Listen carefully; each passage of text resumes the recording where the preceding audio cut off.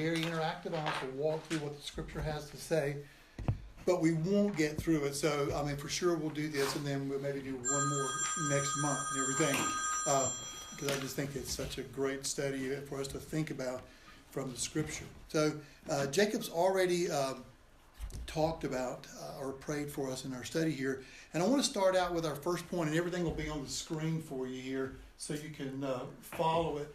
And I want to talk about just a little bit and just kind of set the stage for why we need to think about this topic of communication. And it has to do with the fact that there is a problem that we all have with it, okay? And there's nothing going to be on the screen right now, so you can just jot down your notes and all that. And one of the ways we just kind of illustrated the problem we have with communication was that little video that you saw, right? It's just, we know that is so common to us. But I want to read to you another example that really kind of just highlights what I mean when I say we have a problem with this. This is a story about a man named Martha and Fred. So let's say a guy named Fred is attracted to a woman named Martha. He asks her out to a movie, she accepts, and they have a pretty good time. A few nights later, he asks her out to dinner, and again, they enjoy themselves. They continue to see each other regularly, and after a while, neither one of them is seeing anybody else. And then one evening when they are driving home, a thought occurs to Martha, and without really thinking, she says it out loud. Do you realize that as of tonight, we've been seeing each other for exactly 6 months? And then there is silence in the car. To Martha, it seems like a very loud silence. She thinks to herself, I wonder if it bothers him that I said that. Maybe he's been feeling confined by our relationship. Maybe he thinks I'm trying to push him into some kind of obligation that he doesn't want or isn't sure of. And Fred is thinking, gosh, 6 months. And Martha is thinking, but hey, I'm not sure I want this kind of relationship either. Sometimes I wish I had a little more space so I'd have time to think about whether I really want us to keep going the way we are, moving steadily towards, where are we going? Are we just going to keep seeing each other at this level of intimacy? Are we headed towards marriage, towards children, towards a lifetime together? Am I ready for that level of commitment? Do I really even know this person? And Fred is thinking, so that means, let me say, February, when we were starting going out, which was right after I had the car's dealer, which means, let me check the odometer. Wow, I'm way overdue for an oil change. And Martha is thinking, he's upset. I can see it on his face. Maybe I'm reading this completely wrong. Maybe he wants more from our relationship, more intimacy, more commitment. Maybe even he has sensed, even before I sensed it, that I was feeling some reservations. Yes, I bet that's it. That's why he's so reluctant to say anything about his own feelings. He's afraid of being rejected. And Fred is thinking, I'm going to have them look at the transmission again. I don't care what those motor lines say. It's still shifting, not shifting right. And they better not try to blame it on the cold weather this time. What cold weather? It's 87 degrees outside. And this thing is shifting like a garbage truck. And I paid those incompetent thieves $600. And Martha is thinking, he's angry. I don't blame him. I'd be angry too. I feel so guilty putting him through this, but I can't help the way I feel. I'm just not sure. And Fred's thinking, they'll probably say it's only a 90-day warranty. Scumballs. And Martha is thinking, maybe I'm just too idealistic, waiting for a knight to come riding up on his white horse when I'm sitting right next to a perfectly good person, a person I enjoy being with, a person I truly do care about, a person who seems to truly care about me, a person who is in pain because of my self-centered schoolgirl romantic fantasy. And Fred is thinking, warranty. They need a warranty. I'll give them a warranty. I'll take their warranty and shove it in their faces. Fred, Martha says out loud. What? Says Fred, startled. Please don't torture yourself like this. She says, her eyes beginning to brim with tears. Maybe I should have never have, oh dear, I feel so. And she breaks down with sobbing. What? Says Fred. I'm such a fool, Martha sobs. I know there's no knight. I really know that. It's silly. There's no knight and there's no horse. There's no horse, says Fred. You think I'm a fool, don't you? Martha says. No, says Fred, gladly to finally know the correct answer. It's just that, I need some time, Martha says. A 15-second pause while Fred, thinking as fast as he can, tries to come up with a safe response. Finally, he comes up with one that he thinks might work. Yes, he says. And Martha, deeply moved, touches his hand. Oh, Fred, do you really feel that way? She says. What way, says Fred. That way about time, says Martha. Oh, says Fred, yes. Martha turns to face him and gazes deeply into his eyes, causing him to become very nervous about what she might say next, especially if it involves a horse. At last, she speaks. Thank you, Fred, she says. Thank you, says Fred. Then he takes her home, and she lies on her bed, a conflicted, tormented soul, and weeps until dawn, whereas when Fred gets back to his place, he opens a bag of Doritos, turns on the TV, and immediately becomes deeply involved in a rerun of a college basketball game between two junior colleges that he's never ever heard of. A tiny voice in the far recesses of his mind tells him that something major was going on back there in the car, but he's pretty sure there's no way he would ever understand what, and so he figures it's better if he doesn't think about it. The next day, Martha will call her closest friends, or perhaps two of them, and they'll talk about this situation for 6 straight hours. In painstaking detail, they will analyze everything she said and everything he said, going over it time and time again, exploring every word, expression, and gesture of nuances of meaning, considering every possible ramification. They'll continue the discussion to discuss this subject off and on for weeks, maybe months, never reaching any definite conclusion, but never getting bored with it either. Meanwhile, Fred, while playing racquetball one day with a mutual friend of his and Martha's, will pause just before serving, frown, and say, Norm, did Martha ever own a horse? And that's one of my favorite stories when I teach this anywhere around the country or the world. And everybody's sitting there going, I've been there. Whether it's the nail in the head, whether it's that, there is a disconnect going on, and I thought this and you thought that, and I have no idea what's going on. And really what that is telling us is that we have a problem when it comes to communication. We're not on the same page. We're not together. In fact, one of the verses you might jot down there under that problem of that is Amos 3, verse 3. Amos 3, verse 3 says this, can two walk together except they be agreed? And that's clear. You're like, two people can't be headed down the same way unless they're agreed and they understand and they're on the same path. And that obviously presupposes that they understand each other. They're in agreement with each other. In fact, one of the most common things I find, whether in all relationships, whether it's in dating relationships, whether it's in marriage relationships, whether it's parent and children relationship, is just that. We're not on the same page with each other. We don't see it the same way. We don't grasp what we're trying to say to each other. Now, what's amazing about that, if you think about this matter of being able to talk, is something that God created us as human beings that reflects something of the image of God. Of all the things that God created, just think about it. None of the creation gets the ability or has the capability to talk except people. And that's an expression of being made in the image of God. But contrary to what pet lovers think, your cat, your dog has no clue what you're saying. They cannot dialogue and reason with you. You're never going to walk together with them and be in agreement. It's an instinctual relationship where they just learn to do things based on instinct and habit. But people are uniquely designed in the image of God, and this is just one aspect of it, and that means in the image of God that there's something about us that's like Him. It never means that when we're in the image of God that we are a little God and He's just the bigger God. It just means characteristics true of God become true of us, right? So God has a mind and can think, and we have a mind and we can think. God makes a will and chooses to do things. We have wills and we choose to do things. God has affections. God has emotions. We have affections and emotions. Your cat has none of that. Your dog has none of that.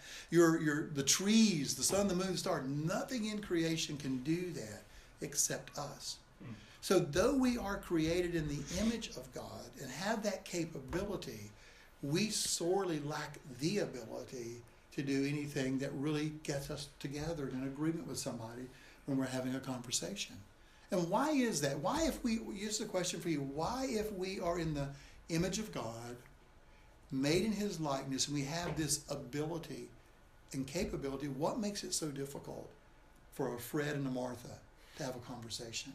What makes it so difficult for, in the video, her to have one perspective and him have another perspective? What's the problem? What's the theological problem we're wrestling with here? Sin. Yeah, it is sin. It's the fall, right? So, and that's something, if you go to communication classes, if you go to how to communicate, how to really have meaningful conversations with people, that topic's never coming up. It's all about technique, right? It's all about style. It's all about methods. And there's nothing wrong with that, but that's after this fact of clearly understanding the theological reason behind why we struggle so much. So when you find yourself, whether in marriage, whether in dating, whether in children, parent relationships, when you just go, we're just not together, we're not in agreement, then you understand that that really is just a fresh reminder of the effect of the fall.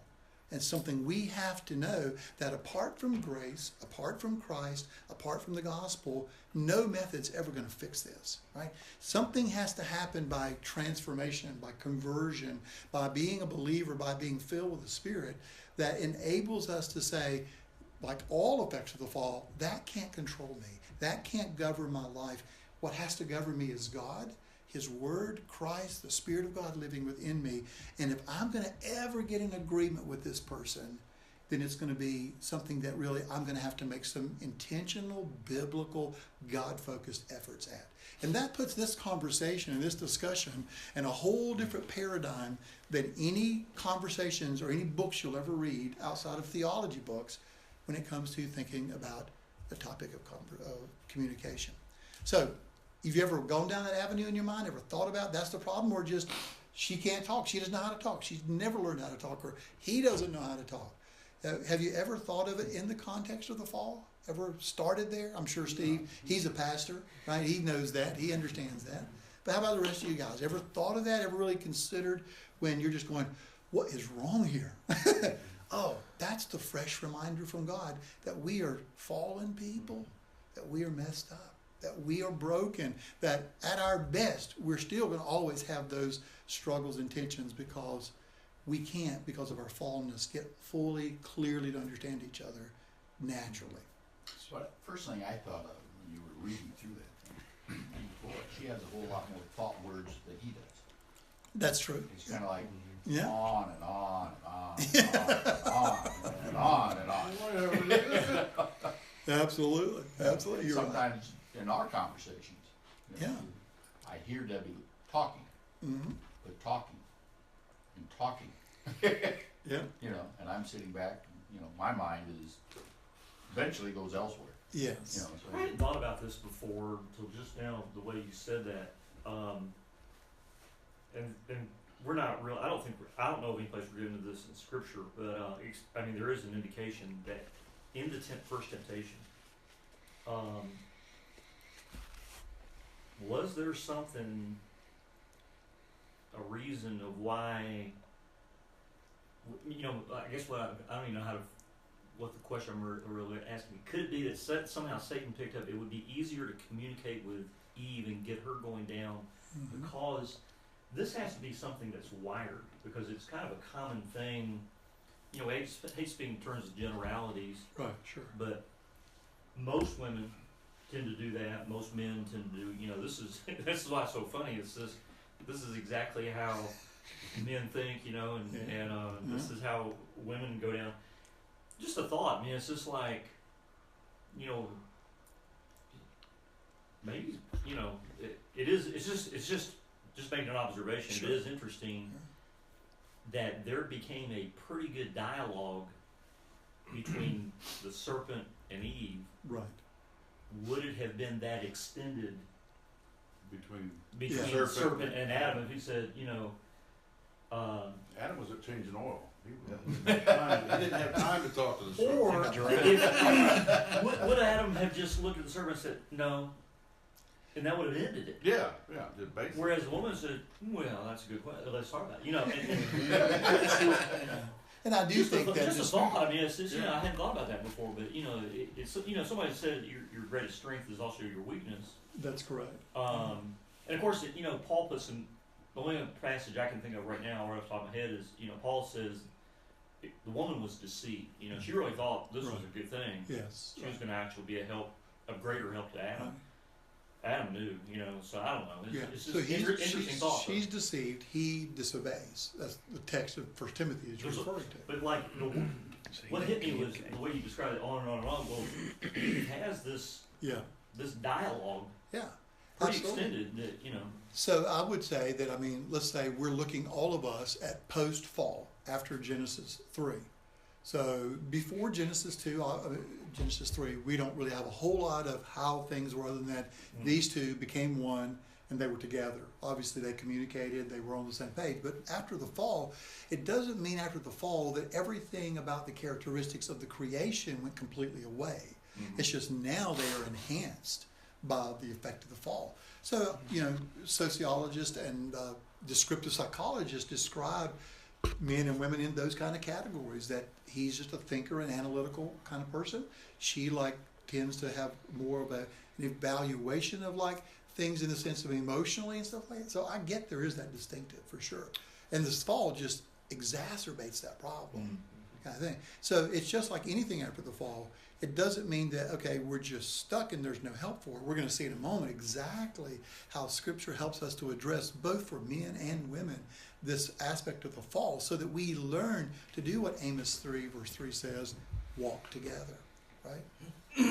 And if there's one thing, I bet you in my years of doing private counseling with people, and particularly marriage counseling, when it comes to that design of marriage, which is leave your mother and father, be joined to one another, and two become one. It doesn't mean just physical, it does mean that, but it means more than that. It means together, like Amos says, in agreement. If there's one area that you hear as presenting problems constantly, is we just can't agree on this. We just can't, and at the heart of that is obviously what he says, she thinks he means this. And what he's saying, and she thinks is not what he's saying or what he means at all. And so it's that whole communication issue that's really hard for people to really deal with and learn to think biblically about. And what we're going to learn is some biblical parameters to guide us through that, so that we really can lessen the effects of the fall and the problem that's inevitable for all of us. I know you've heard me say this, maybe it's never stuck in your mind, but it might at this moment, that to marriage, and really to any relationship, the heartbeat of marriage is your communication. If you don't have it, then you're probably dead, right? You just have to have that. All right, any other thoughts on that? I'm going to move on to the next thing, and we're going to start working through some principles. And you'll see in the outline, which there's no way we'll get finished with all 4 of these, because they each are just wonderful things to think about and to consider. And so we're going to talk about now some principles for biblical communications. And here's why that phrase principles is so important. Just as we saw there's problems, there's a multiple ways the problem shows up, right? It shows up for the nail in the head story one way. It shows up in Fred and Martha one way. It shows up in your life in some other way probably. So when I talk about principles, I want to give you frameworks to think through. Not here's a 1, 2, 3 things that everybody, you do this and your problem solved. You'll be in agreement, right? It's principles. And let's say this as well, that these are truths not just for one side, right? So if your spouse and you have these issues of struggle, and we all do, there's not a marriage that doesn't. You want to make sure that we both understand these biblical truths, so that together we're both working to do what Amos says and walk together in this, okay? So it's not if I do this, then she'll understand. Or if she does this, he'll understand. We both have to take these biblical principles to guide us through the conversations that we have, okay? So here's the first one. It'll be on the screen for you. I wish I had a backsplash there where I could see this, okay? So the principles. First of all, there must be mutual openness and honesty, okay? This is a biblical principle. You would think that this is something I got out of a psychology book or something. Oh, yeah, or a communication class, right? No, this is just 100% everything we're going to talk about straight up in the Bible. So let's take our Bible, and it's not there in your notes. We'll come down to the guidelines in just a moment, but it's important for us to see the principles. It's not listed there for you, but take your Bible, turn to 2 Corinthians. 2 Corinthians. 2 Corinthians, and I want us to turn to chapter 6 first. Let's go to chapter 6. 2 Corinthians 6. Now let me just set a little backdrop for you. Part of the problem Paul was having with the Corinthians is that they were saying things about Paul that weren't true. Somehow in that church and in that community, the Paul out here doing ministry, they were saying, this guy is a con artist. He's really in this thing for the money. They even went so far as to say, we think he has some illicit relationships on the side going on. So there was this conversation like people do, talking about an issue. And in Corinthians, one of the things Paul has to do is has to address the issue of the misunderstanding. And one of the things he obviously does, right, is he defends his case. He gives them reasons why that's wrong. But he goes further than just giving them the facts to say this is not true. I want you to notice what he urges both himself and them to do so that this misunderstanding won't be there. And it has to do with openness and honesty. So somebody read for us 2 Corinthians 6, verse 11. This is the context I just set for you. But read for us 2 Corinthians 6, verse 11. O Corinthians, we have spoken openly to you. Our heart is wide open. Okay. So what's a phrase there he says about his heart there? It's what now? Wide open. Wide open. How does he say he has spoken to them? Open. Openly. Let's put another word in there. I've been transparent with you. Been transparent with you. Look down, if you will, at verse 12. So go ahead, Stephen, read verse 12. You are not restricted by us, but you are restricted by your own affections. Okay, so we have it on our side, he's saying, we've done everything to be open and honest and transparent with you. Okay? Look over in chapter 7, verse 2. Open your hearts to us. We have wronged no one. We have corrupted no one. We have cheated no one. Okay, verse 3. I do not say this to condemn, for I have said before that you are in our hearts to die together and to live together.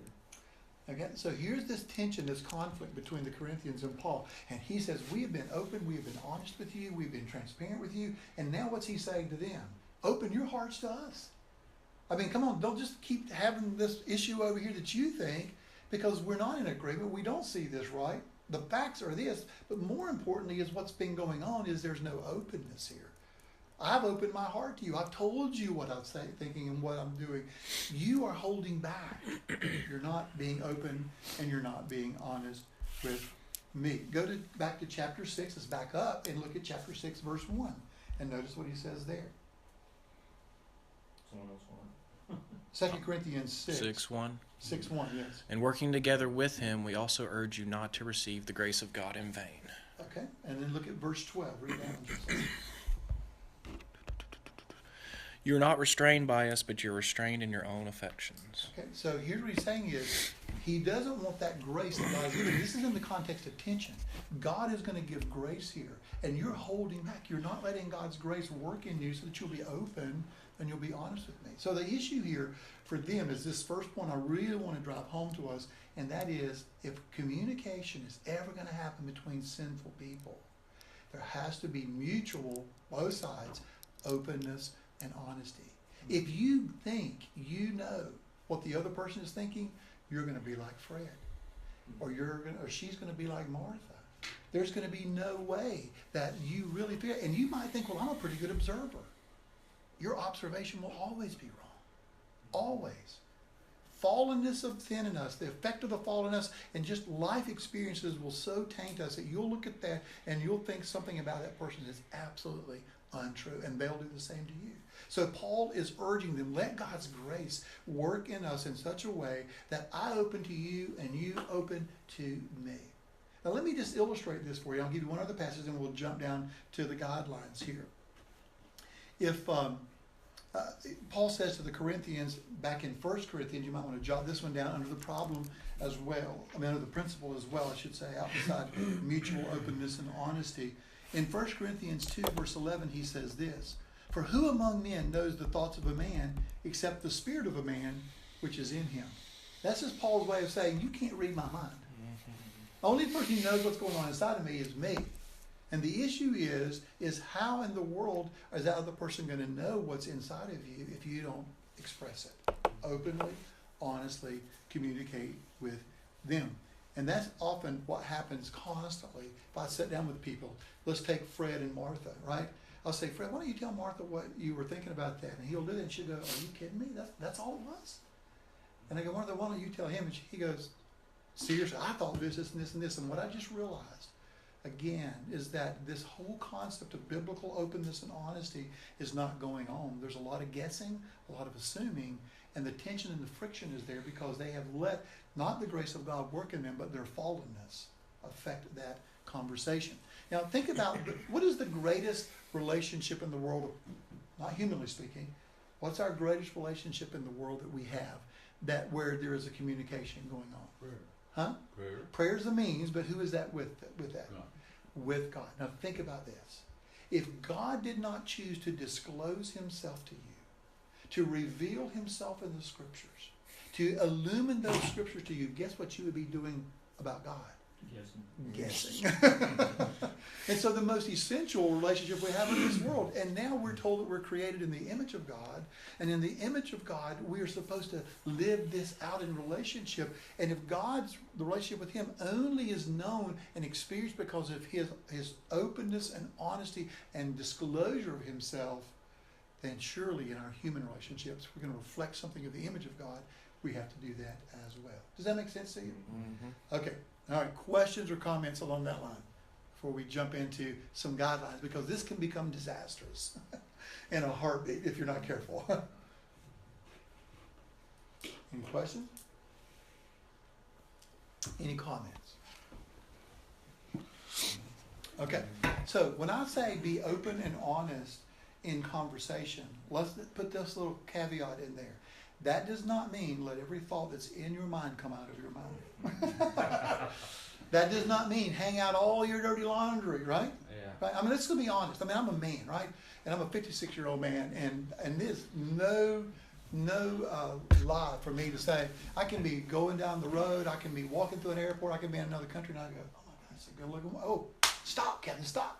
I am not going to go home and say, Pam, you're not going to believe this. I was at the airport the other day, and this lustful thought went through my mind. I mean, I killed it. I mean, I want you to know, I did not entertain it, but it came. That's not what I mean by openness and honesty. Let me give you an example of this too. This is a totally different situation. But I lived in Miami, and we had a little veranda. We had the doors open all the time. And one day I saw a snake come in the house. Yeah. It's a little small snake. I knew it wasn't poisonous or anything. And I looked and looked, never could find it. Did I ever tell my wife that I found a snake? I saw a snake come in the house? No way. No way. Absolutely. And so the whole idea here of openness and honesty, when I teach this, people say, that's right, I'm going to give her a piece of my mind. I'm going to tell her what I'm thinking. Or she's like, I've been wanting to point this out about him. That may not be good at all. In fact, that may just be further expressions of your fallenness and your sin. Will not be good. And you don't want to do that. So just like all of Scripture, it's intended to conform us and transform us into Christ's likeness. How can we take Scripture now and look at this principle of mutual openness, honesty, which in our relationship with God is essential, and obviously in reflecting that in our relationship with each other is essential. What kind of guidelines, biblical guidelines, could we use to govern what we're going to be open and honest about? I'm going to give you 6 of them, and this is where we're probably going to stop this morning and just maybe stop there, and then we'll work on the next 2 the next time, okay? Because this will take us a little bit of time, okay? So here's the first one. 6 questions to guide your responses and your conversations. Number 1, is it really true? Now, let's do this. Let me just go ahead and assign these for you so we can get this taken care of. We want to all turn there. Somebody look up, and not write down, read it, but just I'm going to give them to you. Ephesians 4:29. Who wants to take that? Okay, you got it, Steve? Mm-hmm. All right, and then let's look at, somebody read for us in the next one that we'll look at, Proverbs 20:15. David. Huh? I'll take it. You got it, Dave? Okay. And then thirdly, somebody look at Proverbs 15:23 and 28. Okay. You got that one? All right, then Ephesians 4:15 and 32. Got it. You got it, Joe? Mm-hmm. Okay. And then the last one would be Proverbs 12:25. I got it. You got it, Jacob? Okay. That's not the last one. We got one more. Okay. Everybody's got one, right? Okay. Then I'll do the last ones, Proverbs 3, 5, and 6. Okay? All right. So the first one that we're going to think about, and you can listen to the text or you can turn to it as the person reads it, is it really true basically what that is asking you is, do you have all the facts? Here's what I mean by that. That if you try to be open and honest and have communication based on assumptions and speculations, you are going to have an argument. You're going to never be in agreement because it's all built around assumptions and speculations, right? I bet this and I'm sure that, and they're probably going to. If that's the way the conversation goes, there is no unity going to ever happen. So the conversation you have to have has to be based around what is really true. Okay? All right? So read Ephesians 4:29 for us. Let no corrupt word proceed out of your mouth, but what is good for necessary edification, that it may impart grace to the hearers. Okay? So you get what it's saying? There is a possibility that corrupt communication, messed up things can come out of your mouth. What you need to be thinking of is, I need to talk about this issue because it's really true. So, for example, you take in a relationship, you might say, this is really happening, this is really true, and we need to talk about that. Not, you looked at me funny the other day. Are you mad at me? Why when I say that, do you roll your eyes? What's going on? I mean, they could be thinking about 1,000 other things. You need to address what's real, what is true, and what is factual. So many conflicts and disunity could be resolved pretty quickly if we just let this one principle govern us. Not what I'm thinking, not what I'm assuming, but hey, this is a real fact. It could be with children, right? We've got an issue here that we need to talk about, right? And it's true and it's factual and it's real, and I want to talk about this not to bring any destruction to us, but to do what is good and helpful and edifying and gives grace to the person who is hearing. Now, all these other verses, you can look them up there, and they'll say right by each of those texts there, like Proverbs 18:13. I love that proverb there, where it says, he who answers a matter before he hears the cause, it is shame and folly to him. What that means is till you get the facts. If you start wading in, saying, well, this is what's going on, this is what's happening, you're going to end up playing the role of a fool, a foolish person. And that's where tension and fights typically come from. Because they know, okay, we need to talk, we need to be open and honest, but what we're talking about is a lot of assumptions and speculations and not real, genuine issues. Well, the only thing you can do that is true is stuff that you witnessed. That's correct, right. So you can get yourself in trouble by believing your closest friend and going and pursuing in that direction. But it really narrows down, probably narrows down in a good way your scope of what you discuss. Yeah. Is what you know and what you witness. Right. Because that's the only way that it is true to you. Yeah, it is. Because there's people I know that go off on tangents that they heard something from somewhere and they've taken it as gospel. I mean, this guy wouldn't lie to me, but somebody come up to the door. Somebody's coming in. Hispanic lady. Yeah. She walks. She just walks. She uses our driveway as an incline. Gotcha. Beep, beep, beep, beep. But that's what you get in trouble unless you witness something. Yeah. That's the only thing that you can testify to be true. Yeah, and so here's a good thing, even in conversations with others, when somebody starts talking to you about something, say, so how do you know that? Yeah. Well, I heard that. Well, whoa. We don't know that's true, right? Yeah. Have you talked to that person? No, but so-and-so, I know they wouldn't tell me a lie. I'm sure they wouldn't intentionally lie to you. Right. We're just telling you what they think is true about this, but it may or may not be. So kind of, whenever I can't put something true and factual before me, guess what? There's no conversation for me. I'm not going to have a conversation about that. And just think through this. Use this as a guideline in all of your content and realize how much conversational fodder takes place between a Martha and a Fred, because she's just over here thinking, I bet you, he's probably, and just that kind of stuff is going on. That is a great example, that story of not thinking on what is true and factual. Okay? The way social media is, that's the reason I don't even get involved with Facebook or nothing. I mean, it's just, there's so much out there that is just presented to you, and you don't know, you can't believe anything, Right. So it's, Well, so what Facebook does is Facebook is just a platform to let what people are be expressed and shows who they are. What they want you to see. Yeah, or what they want you to see. What I'm saying is that their fallen habits show up on there when they start talking about something that may not be true, may not be factual. It's a speculation and an assumption, just all that. I'll be talking to Debbie and I'll say something. She goes, "Where'd you hear that?" Yeah. Well, she got me. Yeah. Absolutely. Where'd that come from? I'm not sure. Yeah, absolutely. So we want to make sure that, first of all, before we start pulling back the blind and letting our thoughts come out in conversation with people, that we run it by a guideline, like a biblical guideline that says, is this true? Mm-hmm. Is it a fact?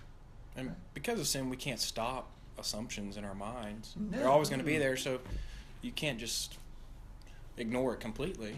Right? Isn't it better just to compose yourself and then ask a question to answer your assumption? Yeah, absolutely. So if you have, and I'm not saying that you won't have assumptions, they'll just go away, because they will. That's where the fall tends to lead us to think on things that are, as Philippians 4:8 says, that are not true. That's where we'll go. That's what an anxious person does. You take somebody who's got anxiety in their life, their thought process is along that Philippians 4:8 section, where they're thinking on things that are not true, things that are not pure, things that are not lovely, things that are not of honest and a good report. Their mind's all into thinking on unrealistic, unfound fantasies. And I don't mean like sexual fantasies. I mean, they're just thinking on things that are just, there's no validity to it. So if you have an assumption, there is nothing wrong with saying, hey, so is this something going on? And they go, no, then I think I got the fact. I'm going to leave it alone. Okay, does that make sense like that? Yeah, Yeah. I agree. I was just saying, Yeah. you can't just, it sounded like before you were just saying, just, you have an assumption, you're not sure, just forget about it. Yeah, I'm saying that you have to be very cautious with assumptions. That if you ask for validating, is this something real or true, and they go, no, that's not true at all. I was thinking about something else. Okay, done. Yeah. We go on. Is that good for you? You got the first one? Mm-hmm. All right. So, get on number 2 here. All right. Second thing you want to ask yourself is what I would like to say profitable? Okay, I'll give you a second to get your fill in there. You know, like I'm saying, you would think these are things like some communication expert came up with. But when I just went through the scripture and just started going through it, I was like, are you kidding me? Well, that's what I was thinking when you said, this is a biblical perspective. The people writing the books, they're biblical things to do. Absolutely. But that's just surface level. If you don't take it to the heart, then it's never going to actually, might work for a couple weeks, but. Correct.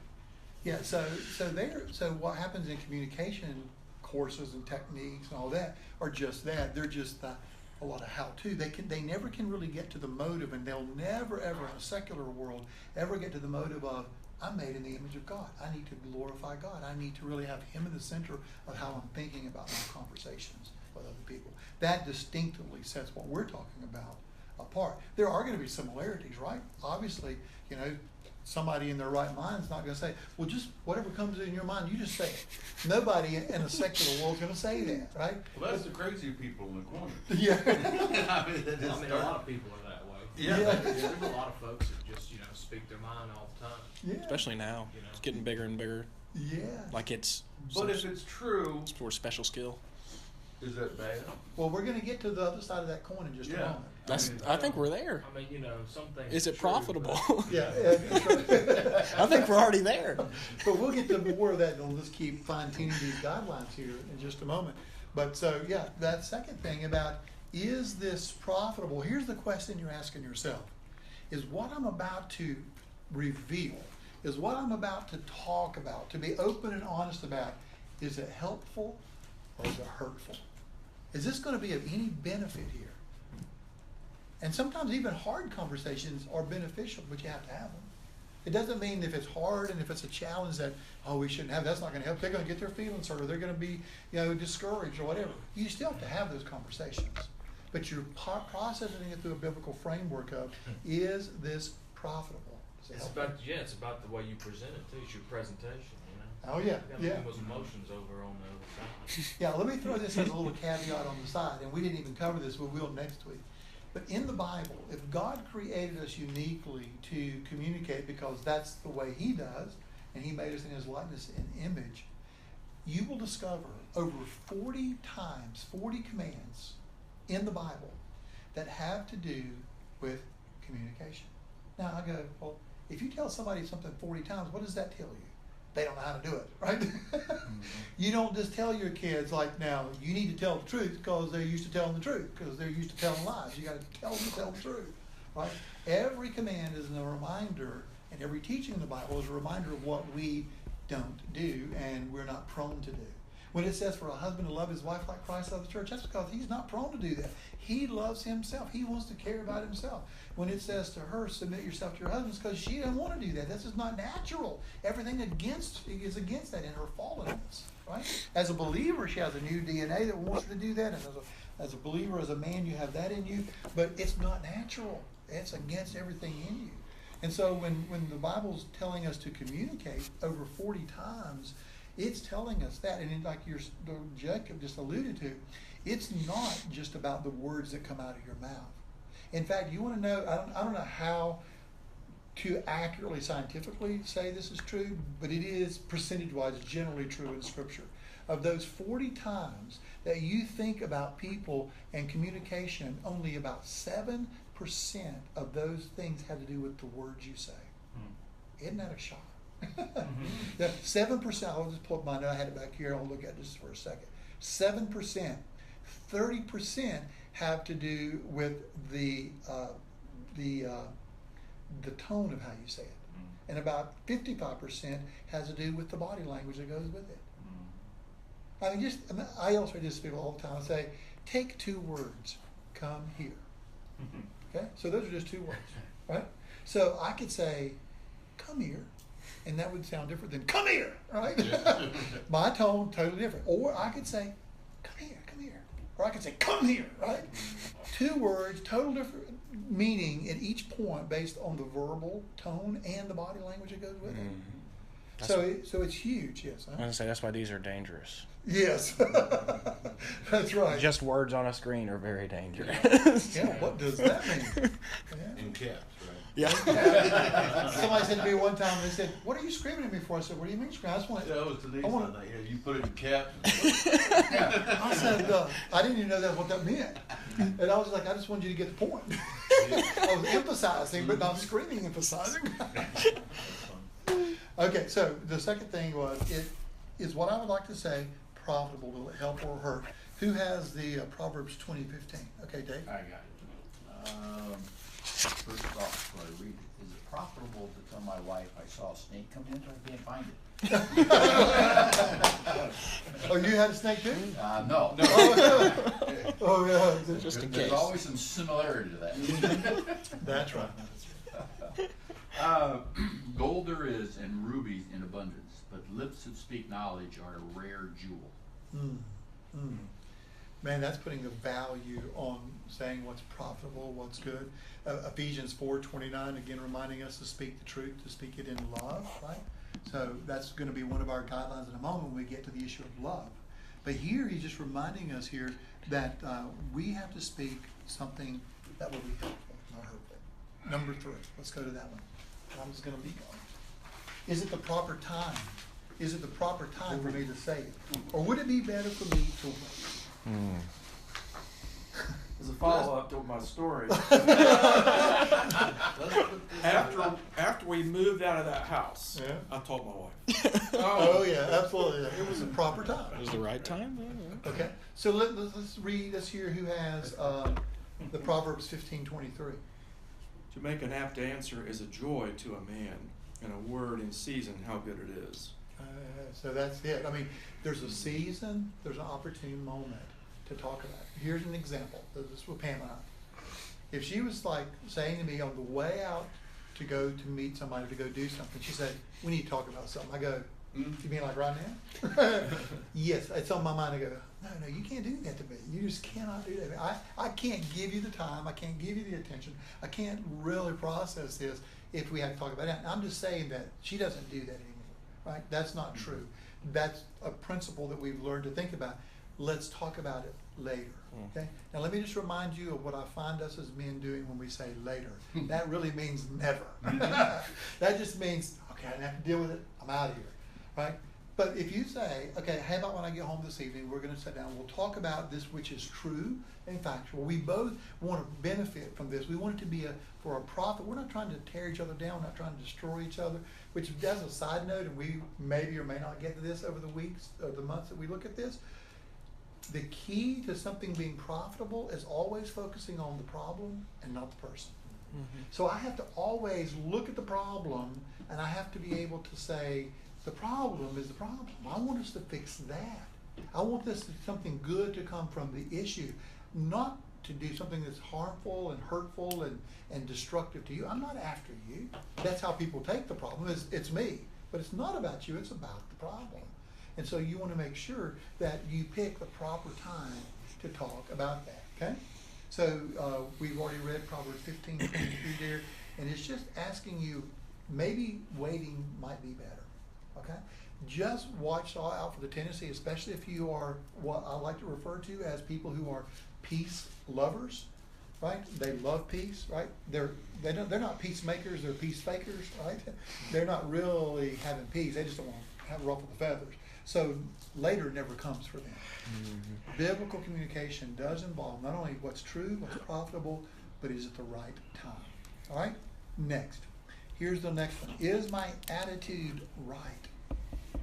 So I'm going to talk about something that's real and true and factual. It's a real issue we have to talk about. I'm after profiting us. I want us to benefit from this and to be good and helpful in our life. I picked the time. Now I'm asking myself, is my attitude right? And who has Ephesians 4:15 and 32? Okay, listen to this. But speaking the truth in love, we are to grow up in all aspects into him who is the head, even Christ. And then 32. Be kind to one another, tender-hearted, forgiving each other, just as God in Christ also has forgiven you. Ooh, wow. So what do you see in those two verses? What kind of attitudes should be accompanying us when we've made up our mind? I've got to reveal this, talk about this. We've got to have this discussion. It's real. It's factual. It's not something in my mind I just made up. I want it to be profitable. I picked the right time. Now my attitude is right. What does Ephesians 4:15 and 32 give you as examples or commands of attitudes that you're to have? What's 15, Kelly?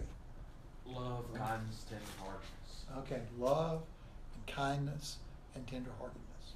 Okay? Don't you think that because of the fall, a lot of our conversations are driven by frustration and anger and bitterness? Sure. And that's where we have to say, I may have to have a, quote, spiritual timeout for me to respond to pick the right time to where I can say, now my attitude is right. I have one of love. I want to be kind, and I want to really have this conversation in a way that reflects Christ. Mm-hmm. So look in that verse 32, and see if you can figure out what motivates you to have kindness, tenderheartedness, and forgiveness. Say humility. Mm-hmm. Humility is another quality, but what motivates all that in verse 32? Well, humility, because God forgave you. Gotcha. Okay. Who am I not to forgive somebody for something petty?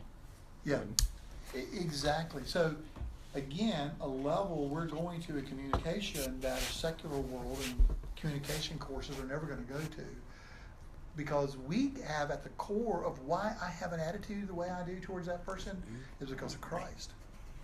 You know, I mean, this just changes the whole dynamics. When I sit down with people and they're just mad at each other, they can't get together on something, and we go over the gospel, and we talk about how God loved you and demonstrated his love for you and served you and gave his life for you, they start going, oh man, I guess that anger and wrath and that bitterness is a little out, right? I go, yes, I guess it is.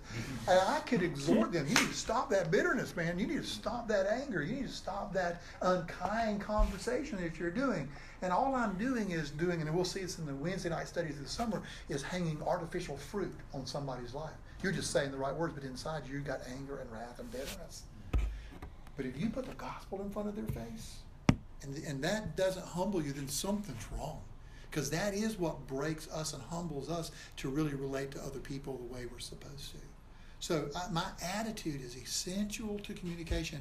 It's way more than techniques. It's way more than methods and procedures and saying it this way or that way. It's getting now to the heart of the issue, and that is my attitude.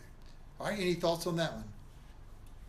I want to send, when we get done with this, I need to send this to my son Yeah, I wish I could have recorded it for us. It would have been really helpful. I'm recording it on my it's phone. just the fact. Oh, you that- are? Okay. Yeah. Good. Him and his mom are just at ends with each other. Yeah, I mean, it's just, everything seems to set them off. right. And I've told him, I said, you can't live like that. I says, it's just, don't let it bother you. You've got enough people around you that love you, that because it eats him up. Sure. And that's that seed or whatever you want to call it is planted with those misconceptions and this and that. If you don't talk to somebody, you don't know the real truth. And if you can't accept the truth, that's a part that, you know, she just might be so mad that you can't ever resolve this. Right. That's right. And then you just have to let go because it's eating you up. You do, and that's why I've titled this first principle here is mutual openness and honesty. If two are going to walk together, they have to be in agreement. And the way to get there first is through mutual openness and honesty with some biblical framework around what does it mean to be transparent? What does it mean to be open and honest? Yeah, like when we went down to the grad, I don't mean to take up too much No, time. you're good. When we went to the graduation, she came all the way from Black Mountain down to the graduation for the daughter, for the granddaughter, and she was in the infield and we were up in the bleachers because it was an ex-wife thing. You know, he had his current wife, didn't want to sit with that. So, but they were that close together between the bleachers and the infield and the field, and they did not talk to each other. Yeah. And by the time he got down there, she was gone, and he was upset about it. But then I kind of turned it on him. I says, you know, you could have walked from there to there too. You know, you could have communicated with the person sitting next to him and said, we're here, we'd like to see, and he didn't do it. So it's just bubbling and boiling for him, and he makes up every excuse why it's happening. And I'm trying to convince him, you know, that you just either have to address it or forget it. Right. Yeah. You know, and it just. And you know, and you this know, has been five, going on 4 years. yeah, that's right. Something happened with the new wife about her kids, and she's Latin, so that set her off. Now, happy wife, happy life is, you know, you got to stick with your wife, no matter you know. But it's just everything just bothers me that it bothers him that he won't do something about it. Either settle it and get it out of your mind. I know how things are when they're always back there and they're always coming forward when you have an idle moment that she doesn't love me anymore, she doesn't care about me, she did this, she did, Sure. It's got to eat him up. Sure, you know? it does. And maybe some of this. Sure will. It'll be so good for all of us as we think about just our own marriages, our own relationships, dating, children, whatever it is, and then talking with other people who are saying, we're just having a hard time getting our conversations together. Well, let me help you think through this. This is not as simple as I'll give you these and you'll go home and everything's fixed. This is an intentional effort to let truth govern us versus falsehoods and lies and things that we're so accustomed to naturally doing in these tensions. All right, let's wrap it up. We got about a minute. We're over already, but let me wrap it up for you. What? I thought this sucker went to 10 o'clock. Oh, no. We're done by 9:30. The fifth one are the words that I will use the best possible way of saying it. Who has Proverbs 12:25? I do. Okay. Anxiety in a man's heart weighs it down, but a good word cheers it up. How good is that? Anxiety in a man's heart weighs it down, but a good word cheers it up. So what that's really saying is a good word means a right word, right? That means saying it the right way. So we could spend a lot of time thinking about this, and I'll just kind of let you take the floor for a moment and talk about maybe something that's true, something that you really want to be profitable and beneficial. You really try to pick the right time. You feel like your attitude is love and kindness and all those things motivated by the gospel. But when it comes out of your mouth, you just use the wrong word. What would be an example of that, you would think? Well, one that comes to my mind is you know, you're trying to apologize, but you say it this way. You know, you say, "I'm sorry, you're such an idiot." Yeah, that's right. There you go. That's the example. Believe it or not, that's what comes out of people's mouths in apologies. I've heard it a bunch of times. Or if you say, "If I've hurt your feelings." Yes, that's right. Oh, it's your fault. Mm-hmm. Right. Yeah. So how you frame your words, and we'll get down in the rest of the study the next time, and we'll look at how to do that better. These are just kind of setting parameters for us to think through biblically. I'll break my own rule and say you should never say things like never, always. You always do this, or you never do this. That's right. Because that's not even true. That's right. Yeah, Most of the time, that's not even the truth. Yeah. Yeah, I call those hasty and unfounded conclusions, right? There, you just quickly said that, and you have no evidence to say that that's always is always. Or without, you know, off the cuff saying, "You need to." Yes, that's right.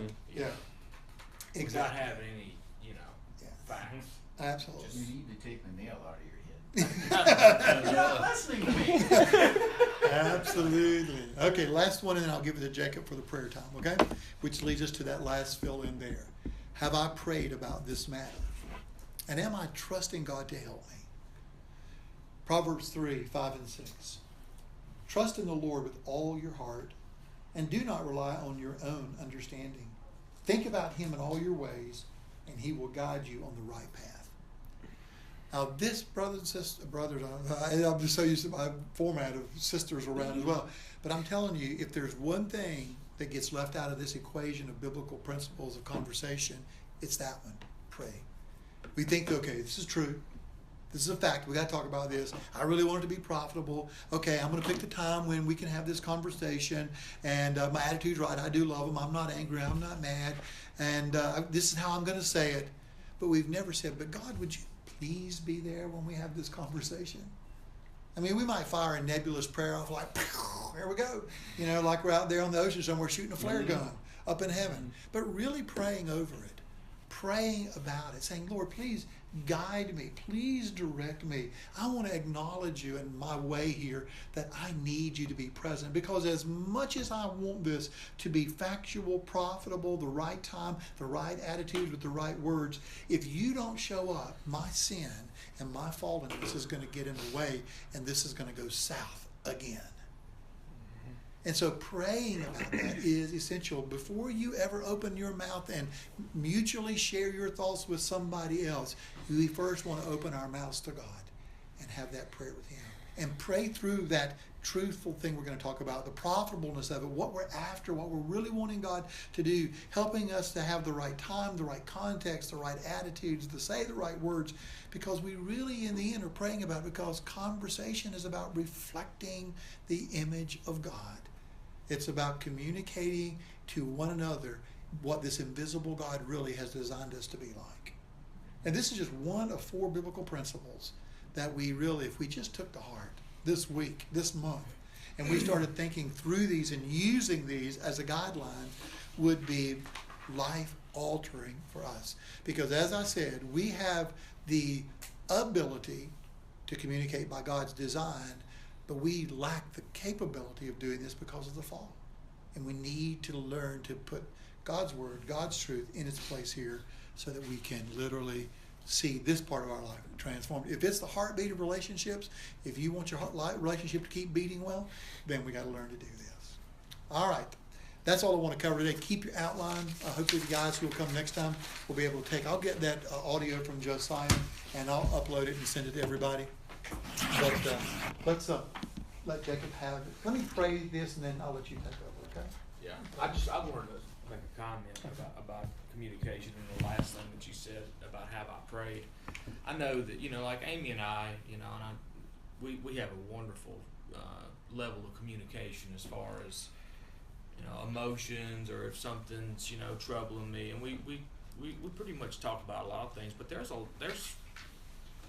sometimes when, you know, out of preservation for her, when I have something that could be an assumption, or it's an attack on me that's something that I know straight up is not going to do nothing but decay our loving relationship, or it's some lie that's in my head, or it's something that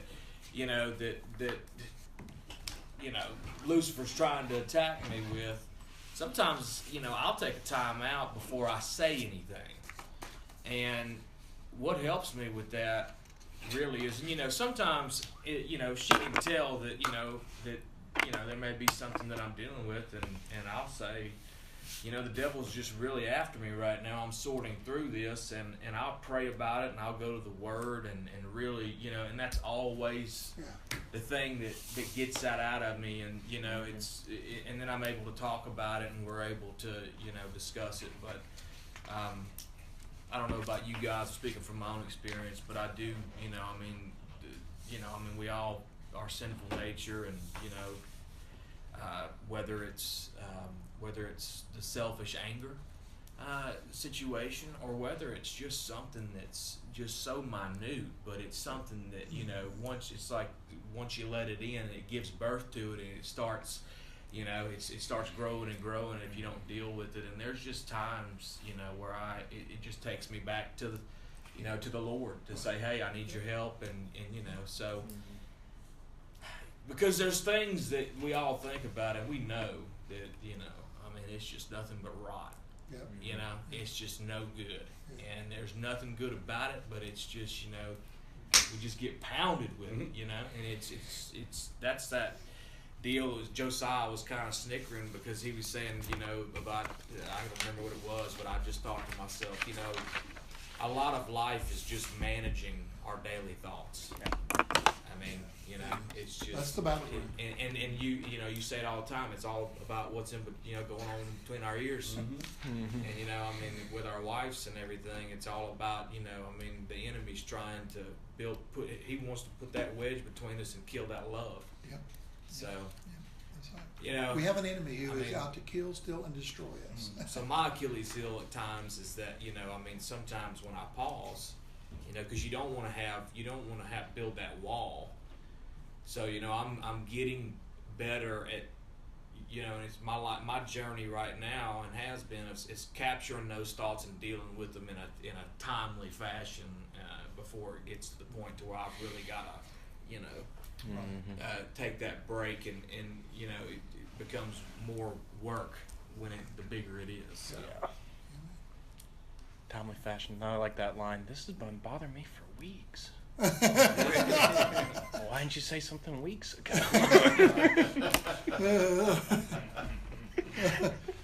That's right. Yeah. Okay. All right. I'll let you take the prayer time in. All right. So.